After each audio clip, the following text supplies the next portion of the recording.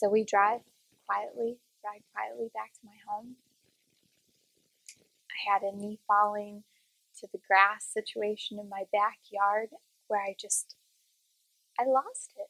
I just started crying, and I'm like, I'm not yelling at God, but I'm talking to God. I'm saying, of all the things that I know I've done in my life and sinned, but really, this is what I get? What do I do? Tell me, what do I need to do? Who am I supposed to be? And so I got up, knocked that grass off me, went inside, and I sit down at the table with my parents. Why are we feeling what we're feeling? What do we need to do? What do we do? Because I know this isn't right. It's like it was like one of those things where you couldn't put your finger on it, but it was just like something was nagging at you, nagging at them. Yes. All the solutions the doctors are giving you, something is just not right. Right. Yes. And my father all of a sudden just says, how about another opinion? I said, I've already had one. No, how about another one? What about Ohio State University, Jeanna? They're ranked like 3rd in the nation right now for brain and spine, from their research to their clinical trials to their advancements in surgeries and just removals, and for just fighting this. And I'm looking at him, Dad, a third opinion? Do you think my insurance is going to do that? Well, we can try. Okay, I can try. And then my phone rings, and it's my insurance company, and they're calling. It's a registered nurse. She's calling to ask me how my week prior at the University of Toledo Medical Center hospital, where they were monitoring my seizures for a week. She said, I'm calling to see how that went and how was this? And she's, just asking all about it and making sure that I felt comfortable and did I have any concerns. And I said, no, everything went good. They treated me really well, so on and so forth. And she said, well, if you ever have any questions, I mean, whether they're nurse related or they're not, all you have to do is let us know. She said, do you have anything before I get off the phone with you? I said, actually, yes, I do. So I explained to her what had happened. I said, I'm looking for the possibility to have another opinion. Can you help me with that? So she put me on hold, and she had said, well, let me make some calls. I'm going to put you on hold. And I said, okay, She comes back on and she said, yes, we got you approved for a third opinion. We're going to send everything over to their to their brain and spine center to get you set up. She said, this is the number you're going to call to get your day and time with a neurosurgeon there that can see you. I was in disbelief. I could not. My mom and dad too were just like, what is going on? And so I get off the phone and I'm like, did that really just happen? What? So I called the number they gave me. They got everything set up within, a few minutes. They had me going like the very next week to meet a neurosurgeon. And I did. And, he was just came in there straightforward, wanted a short story on what I'd been going through the last couple years, and said that he had gotten information on me, and he said, I need to go ahead and tell you right now, I can't tell you what I can or cannot do unless you let me run a test that they haven't done or was completed 2.5 years ago. And if you can let me do that, I can let you know whether I can help you in a different way. And I said, okay, please, go ahead. And so we made an appointment, and I came back for that, and it was the test they put you through to check on or reveal the placement of where your speech is, where your motor skills, where all of that is in terms of distance from the tumor. And functional MRI was that? Yes, functional MRI. I believe that is correct. And so we did it, and I came back for a follow-up with him. And he came in and he just said, I want to let you know 2 things, Jeanna. So just listen to them both. And then, of course, we can talk this out. And he said, I want to let you know that from the very beginning when this was found, he's like, your tumor actually did grow. It grew a lot. Around 170% growth. Because before then, the first measurement was 4 by 2 or 4 by 6 by 2, or 4 by 6 by 1.5 centimeters. Something like that, yeah. It was yes, a large size, and so it had grown even more. Which just blows the mind at how big that actually was. Yes. But he said, I want to tell you something fantastic. He said, every one of those just kept moving further and further and further away. All of it, like all of this, the motor skills, speech, memory. Your brain, for whatever reason, the miracle that was happening was it was moving away from the tumor rather than the tumor kind of taking it over. Yes. Wow, that's crazy good. He said, so this is the situation. He said, I know that part of it is just too deep. You can't surgically remove. He said, but I think I can take about 2/3 of it as long as everything goes well when I get in there. And he was like, what do you want to do? I said, let's do this. And now, was this, I have a detail where you went to West Virginia. Was this before this surgery, or had it been the one prior?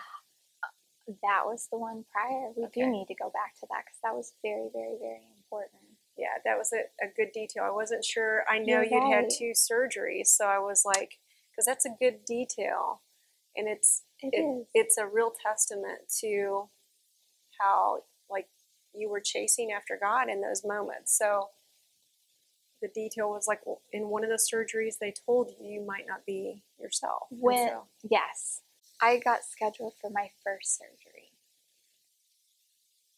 I was a terrified girl, and I kept thinking, they of course told me that there's always risks of so many different things, and of course pretty much all brain surgeries can have an effect on your memory. Like, are you going to remember everything? Is your short term going to be affected? Is your long term going to be affected? Are you even going to make it through? I've always been able to forgive for anything. I forgive so quickly, but I couldn't forgive myself. So many times that I was hurt or affected by, special people in my life, or someone that really just took a part of me. And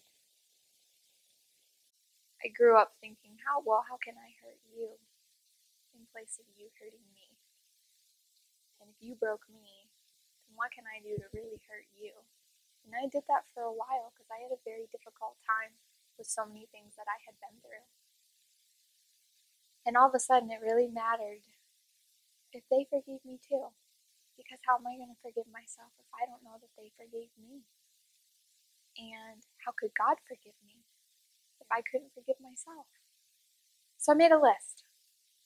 I made a list of people that I needed to reach in some way. If I could in person, great. If I couldn't over the phone, would be great. I just needed to do it. I needed to do it because I needed to let it go, and I needed to look at myself and know that I forgive myself. And then I wouldn't be scared to give it to God and hope for the same. And so I did. I went on my mission. I made a couple, trips. I made some phone calls. And I said everything that I needed to say. And it was amazing, how loving and wonderful they were back to me. Like there never really was this holding on to, you know,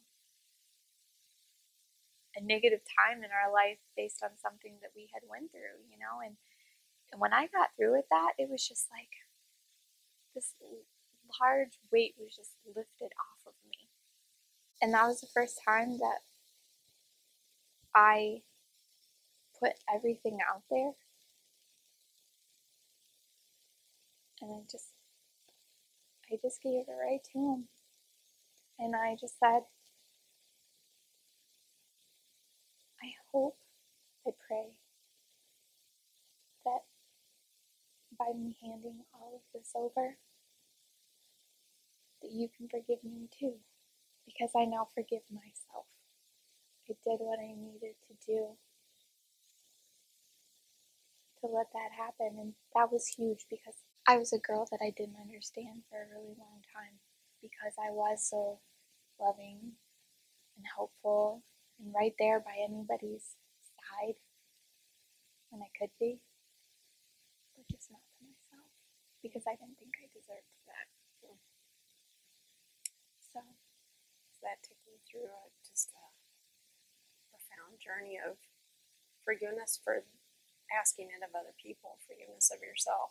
Because I remember in one of our talks, you had said to me there was a chance that what kind of got this going was that you would come out of surgery not remembering any of that.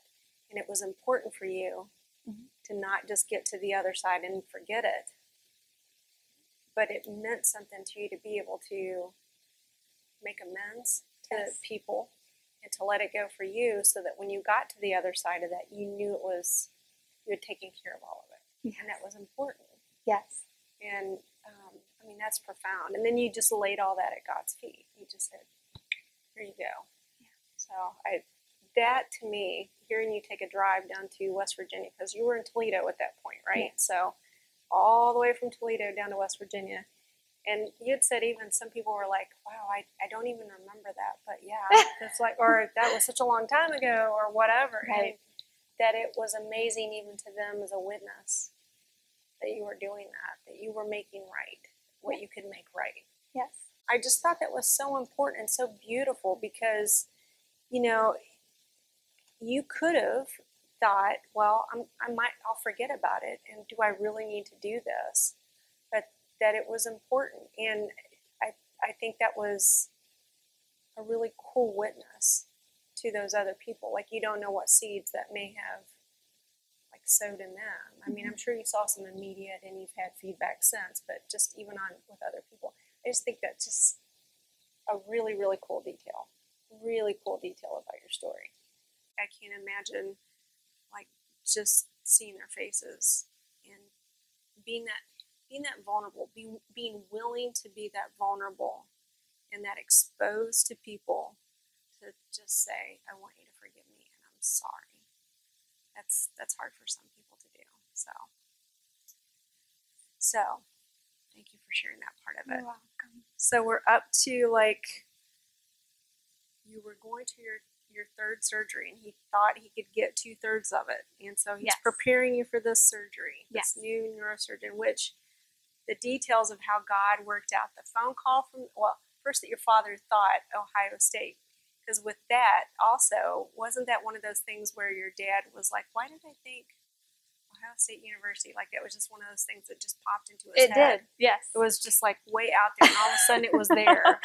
That, of course, that's how God works. Not to say that it really was just way out there. I mean, that was a miracle of God, but that your dad even thought that. Yeah. To kind of set you on this next journey where you was just like, God, I'm at my end.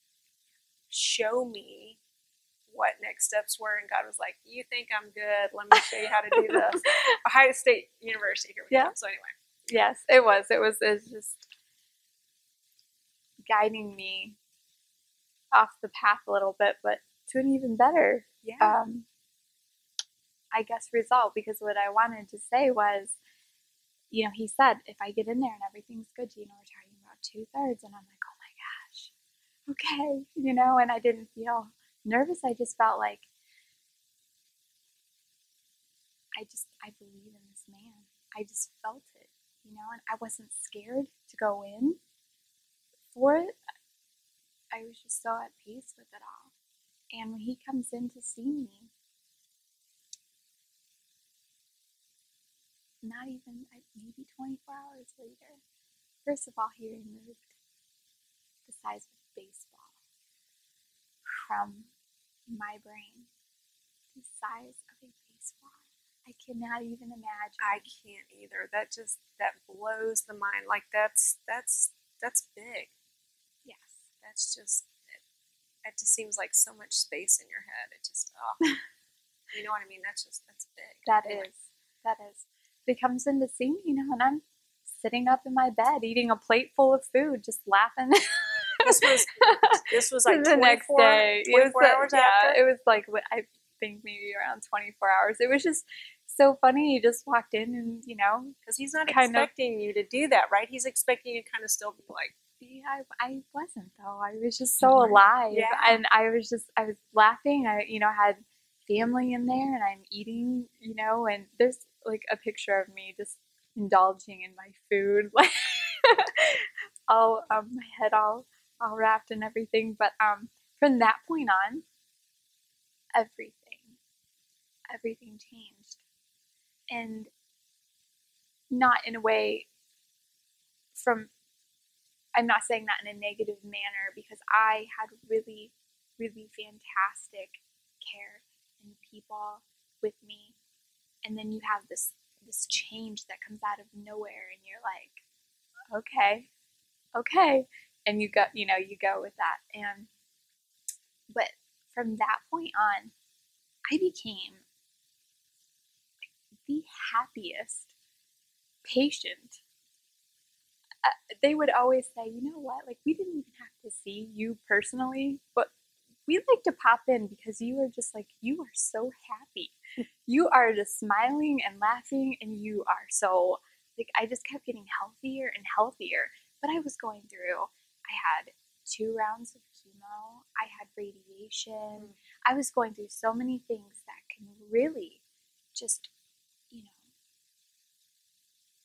pull you back. Like, you're having such a hard time to make it through the treatments, to make it, your body to keep up your strength and to be able to continue,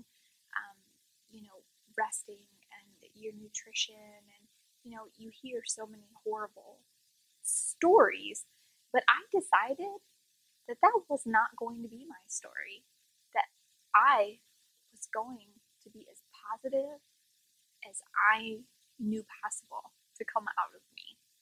And that's where it all changed for me. I I did not choose to have any data or averages or any type of information brought my way. And what's fantastic is my team, they don't believe in that either. And they said no, because just like you, 50% of this is all about how you choose to carry yourself through. And it is so hard to just want to be taken back, to want to be to be saddened, to wonder, was your life not supposed to be, long lived here? You have to let that go in order to let all that positivity come out in you, I guess I want to say. So I just started seeing so many things around me on a daily basis that added to my own positivity, because you become so aware and so alert of all the miracles that are happening all around you, and to see the hope that is possible. Yeah. And that is where I grasped mine the way that I could, because I could feel it and see it all around me. And I believe that all things are possible. There's nothing impossible in this world. There's nothing impossible when you have God right there with you. Yeah. And when you take everything to Him, from the smallest little, just feeling a little tired today, God, to a day where, I have felt like I couldn't eat or that I couldn't get up and, nope, I can do this. I'm going to get up. I'm going to, I'm going to get a walk. I'm going to get some healthy food. I'm going to make some great phone calls and laugh a little. I'm going to, go play with my kids because this day was given to me again. And I will take that in every single day. And I know that if I continue to do that, well, this little guy that's left in here, he's going to realize he's got no reason, and that's okay. My doctor, he just lately had said to me, like, he told me that the stars have aligned. Some people may not know what that means, but you've either been gifted pure luck or you've had God intervene. And my life is all about God intervening. From being able to get to radiation and they see me get there and they throw my music right on and they're singing with me as they're prepping me and just like we're having this great laughter and just I would get excited about going sometimes because I knew I was going to have such happy moments right there to add to my day, and you have nurses who are like constantly asking about my children and how is this and how is this, like they care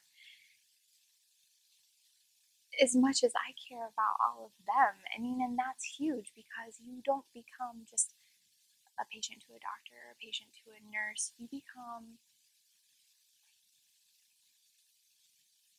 like a close little community within obviously a medical, under medical circumstances, but right. You become like this family. Yeah.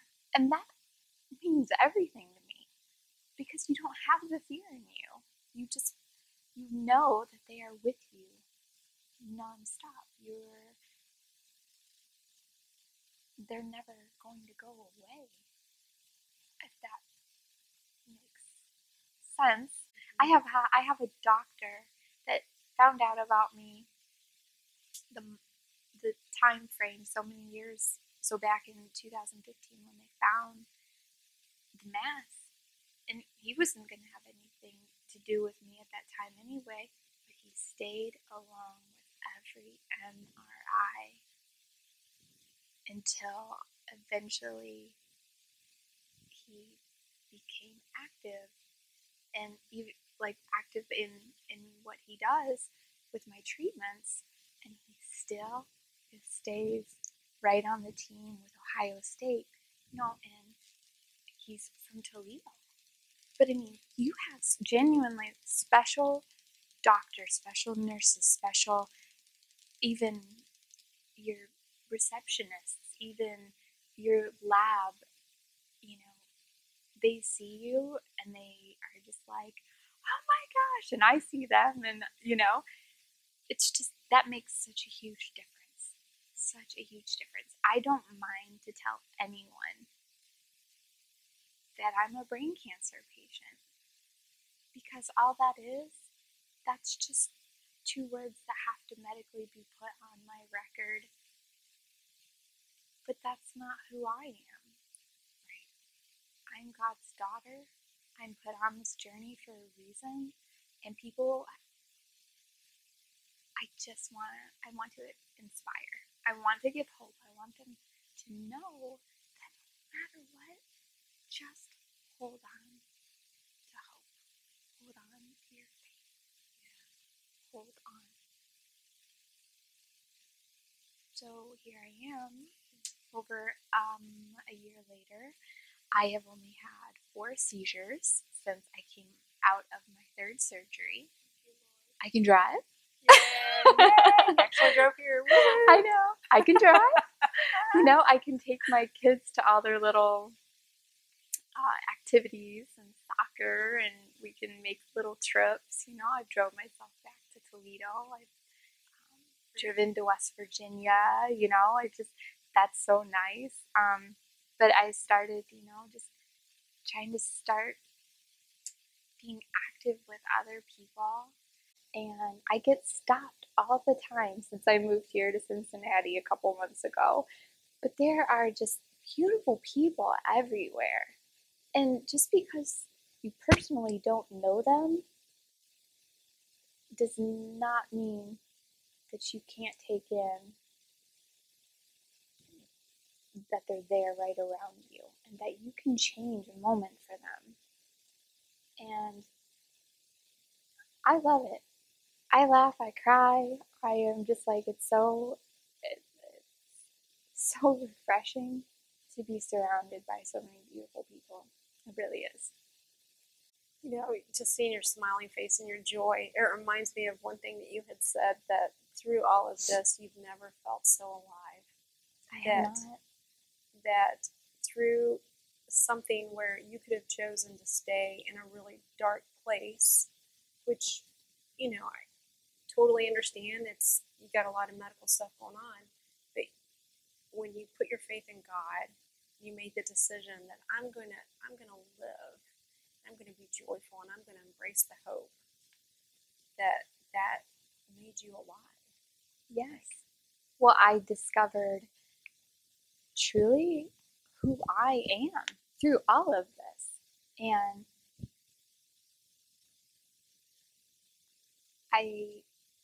the best way I can put it is that I can feel Him within me. And I hope people can see that, because I would not be, I'll just say maybe, it's unlikely that I would be right here who I am and to be as happy and to be as healthy if I wouldn't have taken myself, if I wouldn't have let all of that go. If I would have chose to stay into the what ifs, what ifs, what ifs, what ifs, which I used to be all about. But he entered my life in such a way that I have so many people that laugh when they hear this whole entire thing, thinking that is impossible.